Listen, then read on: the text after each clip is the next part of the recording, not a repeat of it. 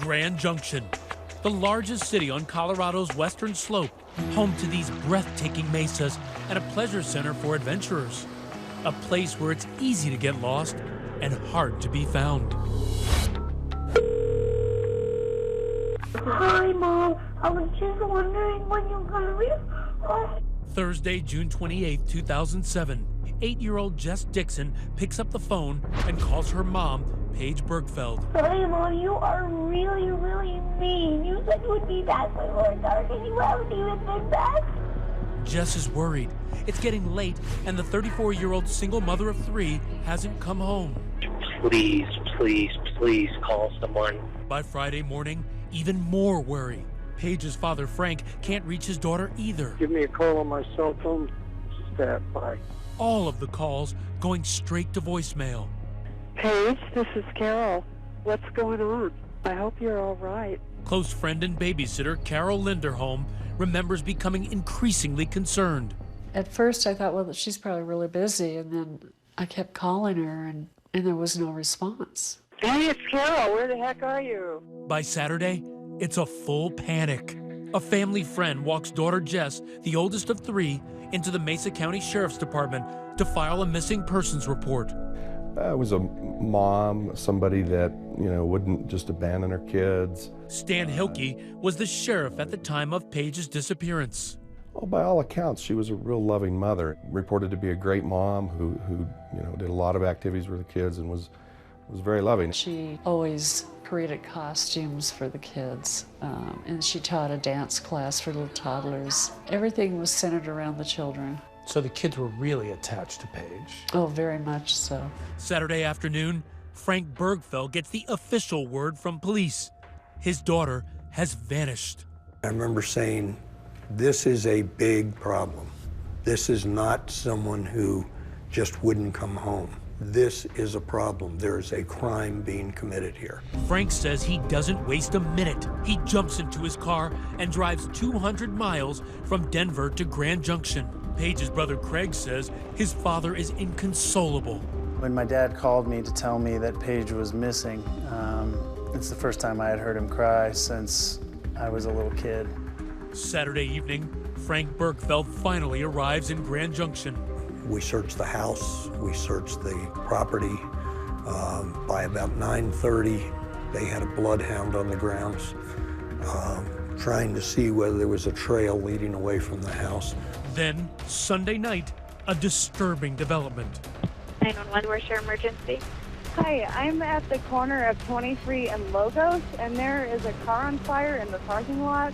Paige's red Ford Focus is discovered on fire in a parking lot 2 miles from her home.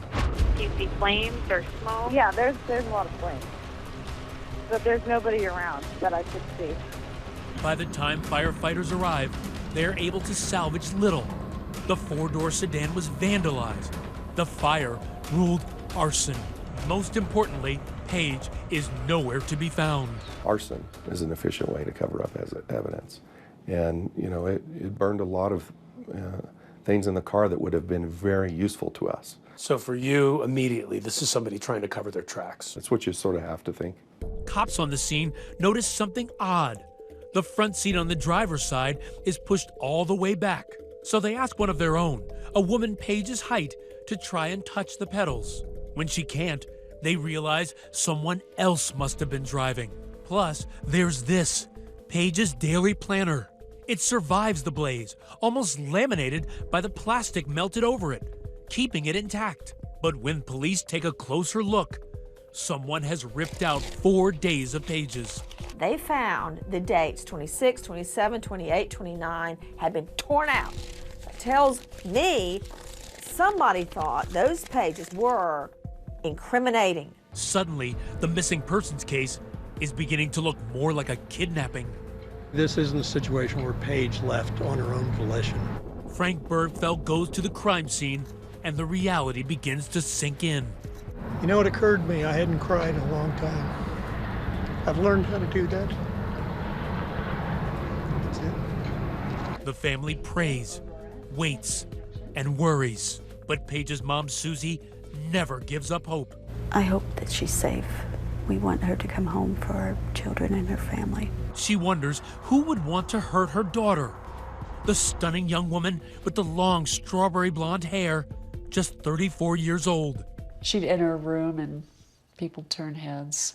Tell me about the time you first met. I drove up to her house, knocked on the door, and she opened the door, and I said, "Oh my gosh." I said, "You're so beautiful."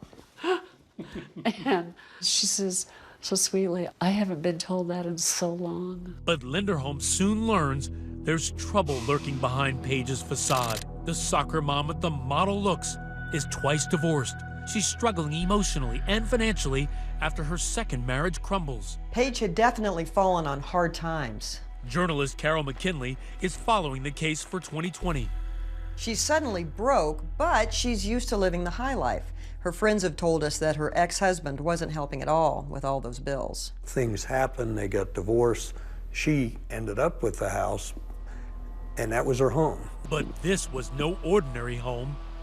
At one point, Paige is paying a staggering $6,000 a month for that $1 million home. So Paige starts taking odd jobs to pay her mounting bills.